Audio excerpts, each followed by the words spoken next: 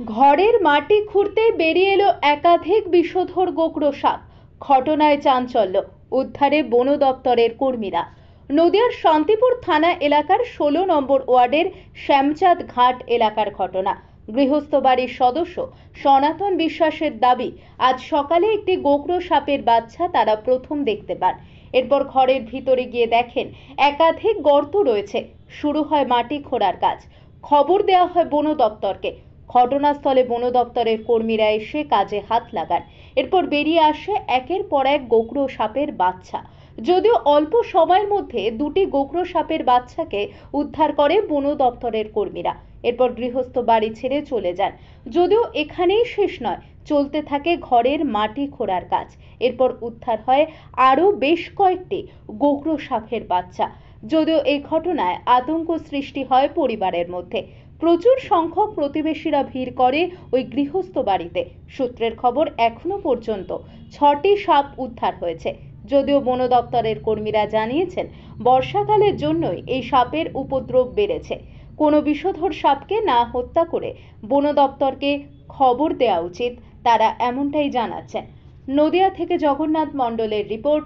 যারা আমার চ্যানেলটাকে দেখছেন তাদের অসংখ্য ধন্যবাদ।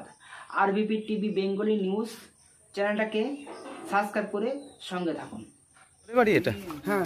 মাটি খুঁড়ছেন কেন? আমাদের এই ভিটের মধ্যে একটা সাপ আছে। কতগুলো সাপ উদ্ধার হয়েছে? 3টে পেয়েছি। বন দপ্তর এসেছিল? হ্যাঁ, এসেছিল। কতটা আতঙ্কে আছে? প্রচন্ড আতঙ্ক। মানে কিভাবে হট করে কিভাবে খেয়াল পড়লো আপনাদের এখানে সাপ?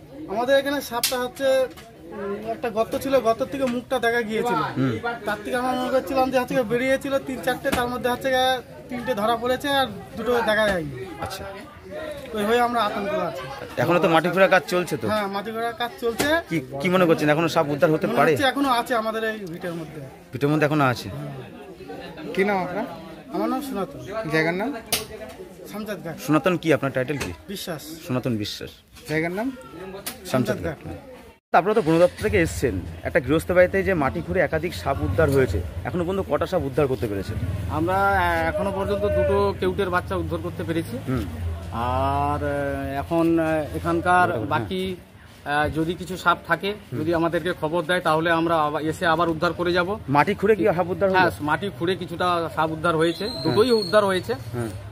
আর আমরা বন দপ্তরের পক্ষ থেকে বলতে চাই গ্রামবাসীদের পক্ষে যে এখানে সাপকে যারা আপনারা মারবেন না, কারণ সাপ হচ্ছে আমাদের প্রকৃতির বন্ধু এবং সাপের বিষ থেকে বিভিন্ন রকম ওষুধ হয়। তাই বিশেষ অনুরোধ, আপনারা যদি সাপ দেখতে পান মারবেন না, বন দপ্তরকে খবর দেন, আমরা এসে উদ্ধার করি। এখনো পর্যন্ত কটা সাপ উদ্ধার করেছি? এখনো পর্যন্ত আমরা 2টো কেউটের বাচ্চা উদ্ধার করেছি। মানুষ কি এখানে আতঙ্কে রয়েছে? মানুষ এই মুহূর্তে আতঙ্ক মুক্ত, কারণ 2টো পেয়েছি, সম্পূর্ণ মুক্ত হয়নি। কারণ যদি বেড়ায় সাপের উপদ্রবটা কেন? বর্ষা আসার কারণে মনে করছেন? বর্ষার আসার কারণেই সাপের উপদ্রবটা বেড়েছে। আচ্ছা, এই জায়গাটার নাম কি? এই জায়গাটার নাম শ্যামচাঁদ ঘাট। আপনি বন দপ্তরের? আমি বন দপ্তরের ফরেস্ট গার্ড। আমার নাম রাজীব দাস। আর আমার কলিগ আছে উৎপল রায়, ফরেস্ট গার্ড। আর আমার স্টাফ আছে অসীম গাঙ্গুলি। সাপগুলো আপনি উদ্ধার করে এখন নিয়ে যাচ্ছেন? হ্যাঁ।